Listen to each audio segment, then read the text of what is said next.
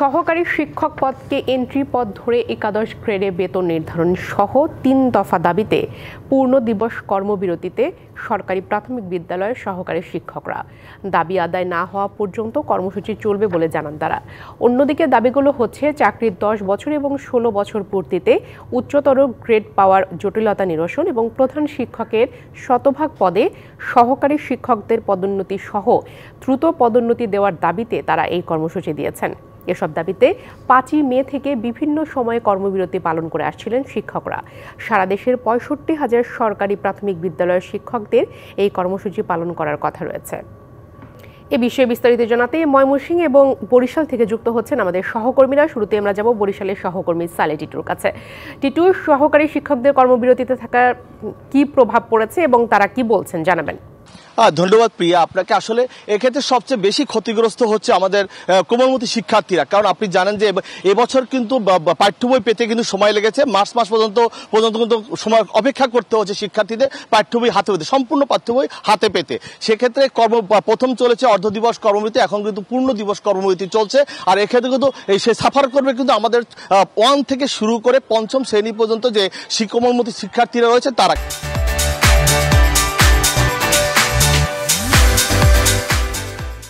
কারণ এই সময়টি তারা শিক্ষাদান থেকে পুরোপুরি বিরত রয়েছেন শিক্ষকরা। বিগত জানুয়ারি, ফেব্রুয়ারি, মার্চ এই 3 মাস কিন্তু তারা পাঠ্য বই সব হাতে না পাওয়ার কারণে তারা কিন্তু সব বই সেভাবে পড়তে পারেনি। আমার সাথে একাধিক অভিভাবকের সাথে কথা হয়েছে, তারা জানিয়েছেন আসলে এই আন্দোলনটা কাউকে জিম্মি করে হতে পারে না। আন্দোলনটা অন্য পন্থায় যদি নেওয়া যায় তাহলে সেটা ভালো হয়। এখন এখানে তারা বলছে যে শিক্ষার্থীদের একরকম জিম্মি করে এই আন্দোলনটা তারা পরিচালনা করছেন এবং আন্দোলনের বৈতরণী তারা পার হতে চাচ্ছেন। সেক্ষেত্রে কিন্তু এই যে শিক্ষার্থী রয়েছে সেই শিক্ষার্থীদের কিন্তু এই যে কদিন তারা কর্মবিরতিতে থাকবেন সেই কদিনের কোনো পড়ালেখা ক্লাসে হবে না, ক্লাস কিন্তু বন্ধও দেওয়া হয়নি। আমরা যে শিক্ষকদের সাথে কথা হয়েছে তারা জানিয়েছেন যে শিক্ষার্থীরা আসবে, তারা ক্লাসে থাকবে, আমরা তাদের অ্যাটেন্ডেন্স দেবো, এইভাবে চলতে থাকবে। আসলে এইভাবে কোনো চলার মধ্যে এই জন্য তারা বলেছে সরকারকে যে যত দ্রুত সম্ভব যারা শিক্ষকরা যে দাবি জানিয়েছেন তা যদি তাদের যৌক্তিক দাবি হয় তা পূরণ করে শিক্ষার্থীদের পাঠদান যেন স্বাভাবিক পন্থায় চলতে থাকে। সব আন্দোলন চলবে কিন্তু শিক্ষার্থীদের পাঠদানও সেখানে চলতে থাকে, সেটা যেন তারা নিশ্চিত করে। এছাড়া কিন্তু আমার সাথে যারা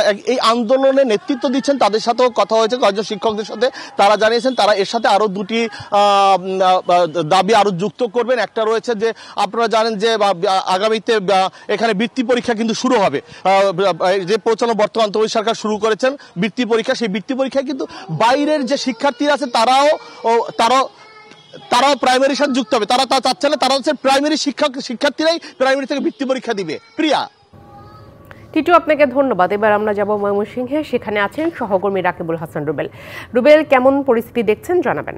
ধন্যবাদ আপনাকে। আসলে যে বরিশাল যেমনটি বলছিলেন, ময়মনসিংহ পরিস্থিতি কিন্তু একই। এই যে ময়মনসিংহের যে সকল সরকারি প্রাথমিক বিদ্যালয়ের যে সহকারী শিক্ষকদের 3 দফা দাবিতে যে ধর্মঘট, এই ধর্মঘট কিন্তু চলছে। আমি এই মুহূর্তে রয়েছি ময়মনসিংহ নগরীর গাঙ্গিনার পাড় সরকারি প্রাথমিক বিদ্যালয়ে। এখানেও আমি সকালে এসে দেখেছি যে শিক্ষার্থীরা কিন্তু স্কুলে এসেছে, শিক্ষকরাও এসেছে, কিন্তু তাদের সাথে কথা বলেছি। তারা বলেছে যে তাদের 3 দফা যে দাবি রয়েছে, 3 দফা দাবিতে তারা কিন্তু এই মুহূর্তে আছে, পূর্ণ দিবস কর্মবিরতিতে আছে। তারা বলছে যে শিক্ষকরা ক্লাসে আসবে, স্কুলে আসবে, তাদের হাজিরাও নেওয়া হবে, কিন্তু তাদের কোনো ক্লাস নেওয়া হবে না। তারা বলছেন যে তারা যেহেতু আজ থেকে পূর্ণ দিবস কর্মবিরতিতে আছেন, এই পূর্ণ দিবস কর্মবিরতিতে তারা কিন্তু কোনো ক্লাস পরীক্ষা তারা নেবে না।